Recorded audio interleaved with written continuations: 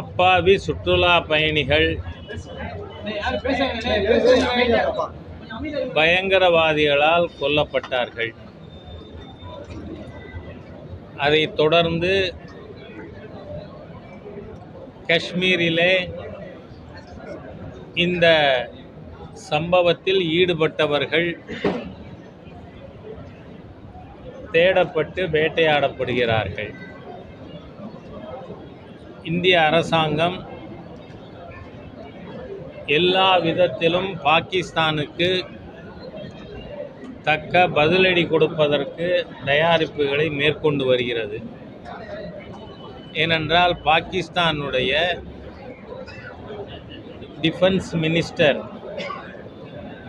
உலக ஊடகத்தின் முன்பாக ஒப்புதல் வாக்குமூலம் கொடுத்திருக்கார். நாங்கள் 30 ஆண்டுகள் இந்தியாவிற்கு எதிராக இந்த மாதிரியான பயங்கரவாத தாக்குதல்களில் ஈடுபட்டு வந்திருக்கிறோம் அப்படின்னு. ஆகவே பாரத நாடு மாண்புமிகு பிரதமர் நரேந்திர மோடி அவர்களும் பாகிஸ்தானுக்கு தக்க பாடம் புகட்டுவதற்கான நடவடிக்கைகளை மேற்கொண்டு வருகிறார்கள். ஆனால் அந்த சமயத்தில் இங்கே இருக்கக்கூடிய உள்நாட்டிலே இந்த நாட்டிற்கு எதிராக பேசுவதையே அவர்களுடைய பொலிட்டிக்கல் கல்ச்சராக கடைபிடித்து வருகின்ற திருமாவளவன் போன்றவர்கள், சீமான் போன்றவர்கள்,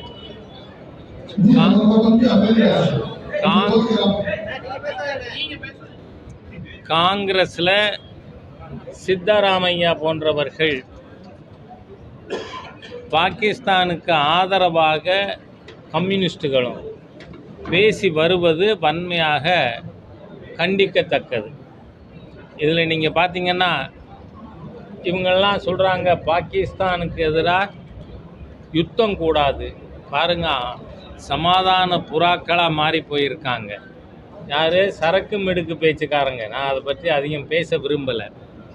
இவர்களுக்கு மத்தியில் இருக்கின்ற அரசாங்கத்திற்கு எதிராக பேச வேண்டும் என்பது மட்டும்தான் குறிக்கோளே அன்றி இந்த நாட்டு மக்களுடைய பாதுகாப்பு பற்றி இல்லை. அவங்க எழுப்புகிற கேள்வி என்ன? இன்டெலிஜென்ஸ் ஃபெயில்யூரா அப்படிங்கிறாங்க.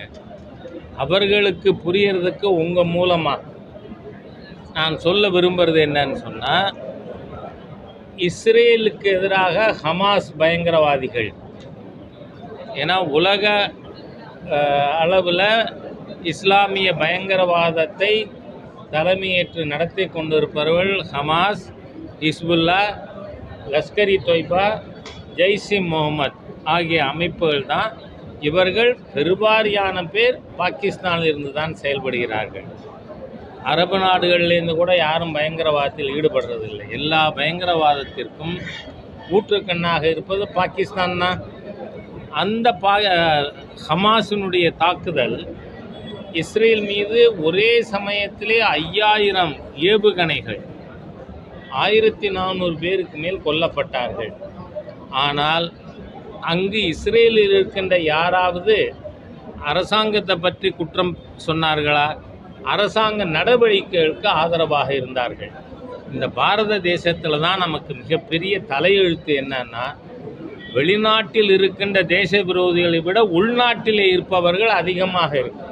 ஏன்னா நமக்கு தெரியும், 1947 சுதந்திர தினத்தை துக்க தினமாக கொண்டாடிய தேச துரோகிகள், இந்த நாட்டின் எதிரிகள், ஆங்கிலேய கூலிகள் இங்கே அதிகம்.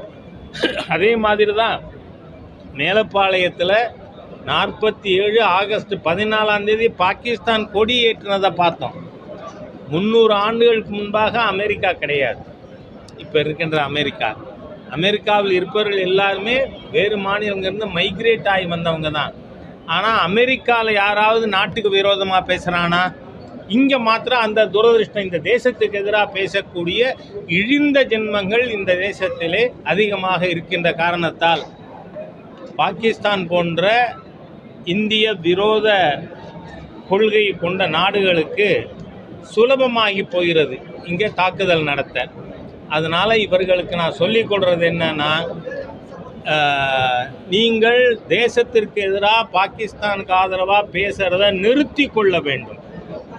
இல்லை என்றால் நாமளும் விரும்புகிறோம், நாம் ஒன்றும் we are not war mongers. ஆனால் ஒரு கால் யுத்தம் வருமானால் இவர்கள் இந்த நாட்டுக்கு எதிராக செயல்பட மாட்டார்கள்னு யாராவது உறுதி சொல்ல முடியுமா? ஏன்னா இப்போவே பாகிஸ்தானுக்கு ஆதரவாக என்னவெல்லாம் பேசுகிறாங்க, முகநூலில் எழுதுகிறாங்க.